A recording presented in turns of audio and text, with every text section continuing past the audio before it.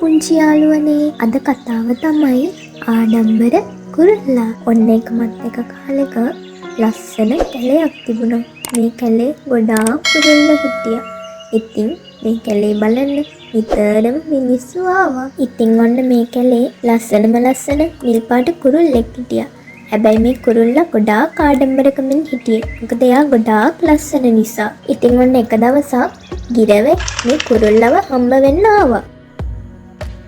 කොහොමද යාළුවේ ඔයාට? ඔයාව ගොඩ කාලෙකින් දැක්කේ නෑ. ඔයාට පේන්නේ නැද්ද? මම මගේ පිහාට පිළිසිදු කරනවා.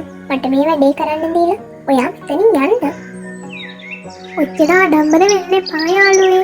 ඔයා අනිවාර්යෙන්ම දවසක හොඳ පාඩමක් ඉගෙන ගන්නවා ඔයාගේ ආඩම්බරකම නිසා. ඔන්න මෙහෙම කාලේ ගෙවිලා ගියා. ඔන්න ඉතින් එක දවසක් මේ කැලේ ඉන්න කුකු කියලා තවත් කුරුල්ලෙක්ගේ උපන්දිනයක් තිබුණා. අනිත් යාළුවෝ ඔක්කොම එකතු වෙලා මේ උපන්දිනේ සමරන්න සූදානම් වුණා. අලුවනේ අද අපි කොටාක් වෙනවදමු. අපේ කුකුගේ උපන්දිනේ ලස්සනට සමරමු. ඔව් පාඩම යාළුවේ. අපි ලස්සනට මේ පාටිය සූදානම් කරමු. මොකද මේ මිලී මෙතනට ඇවිල්ලා කවුද එයාට ආරාධනා කරේ? මමයි යාළුවේ එයාට ආරාධනා කළේ. එයාත් මේ කැලේ කුරුල්ලෙක්නේ. එයාත් මේකට එන්න ඕන. ඉතින් ඔන්න කවුරුත් මිලීව එළෙව්වේ නම් නෑ. හැමෝම මේ උපන්දිනය සමරන්න ගොඩාක් උනන්දුවෙන් තමයි වැඩ කළේ. හැබැයි මේ නිලී නම් මේ වැඩවලට උදව් කළේ නෑ. එයා පැත්තකට වෙලා මේ දේවල් බලාගෙන හිටියා. මේ නිලී නම් අපිට උදව් කරන්නේ. එයා ඇවිල්ලා තියෙන්නේ කෑම කාලා යන්න විතරයි වගේ. ඔයා හරියටම හරි ගිරා යාළුවේ. ඔයාලා හැමෝම මට hina වෙනව නේද? මන් දන්නවා ඔයාලා මට ඊර්ෂ්‍යා කරනවා. මට තියෙන්නේ ලස්සන නිල් පාටක්. ඔයාලා කාටවත් ඒ පාට නැති නිසා ඔයාලා මට ඊර්ෂ්‍යා කරනවා. ඉතින් මෙහෙම කියපු නිලී මෙතනින් පිටත් වෙලා යනවා. ඉතින් මේ වෙලාවේ අනිත් කුරුල්ල හැමෝම මේ නිලීට hina වෙනවා. ඒ වගේම නැවතත් ඔවුන්ගේ වැඩ පටන් ගන්නවා. ඉතින් මෙහෙම කාලය ගෙවිලා ගියා. ඔන්න එක දවසක් මේ කැලේ බලන්න පවුලක් ආවා. තාත්තේ මේ කැලේ ගොඩක් ලස්සනයි. ගොඩාක් ලස්සන කුරුල්ලෝ ඉන්නවා මෙහි. ඒක තමයි පුතේ. බලන්නකෝ. මේ කැලේ ගොඩක් ලස්සන කුරුල්ලෝ ඉන්නවා. ඉතින් මේ පුතා ගොඩාක් ආසාවෙන් කුරුල්ල දිහා බල හිටියා. ඉතින් ඔන්න මේ වෙලාවේ මේ නිලීව ඔහු දකිනවා. තාත්තේ අර බලන්නකෝ. අර කුරුල්ලා එයා ගොඩාක් ලස්සනයි. නිල් පාටයි. අනිත් කුරුල්ලන්ට වඩා ගොඩාක් වෙනස්. මට එයාව ගෙදර යන්න ඕනේ. මගේ යාළුවන්ට පෙන්නන්න. අනේ තාත්තේ මට එයාව කොහමද යල්ලා දෙන්න? ඉතින් මේ ගෙදර අය මේ නිලීට ගොඩාක් ආසාවෙන් හිටියේ. ඉතින් ඔවුන් මේ නිලිව අල්ලගන්න උගුලක් අටවනවා. මේ කෑම දැක්කාම අනිවාර්යෙන්ම මේ කුරුල්ලා එනවා ඒවා කන්න. එතකොට අපිට පුළුවන් එයාව අල්ලගන්න.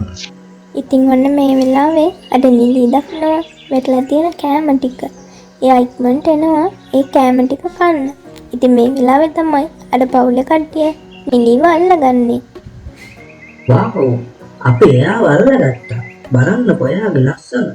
අපි මෙයාව හැමෝටම දෙන්නමු. මන් දන්නවා කවුරුත් මේ වගේ ලස්සන නිල් පාට කුරුල්ලෙක් දැකලා නැහැ. ඉතින් මේ පවුලේ අය නිලීව අරගෙන යනවා. කුකුයි එයාගේ යාළුවයි දකිනවා.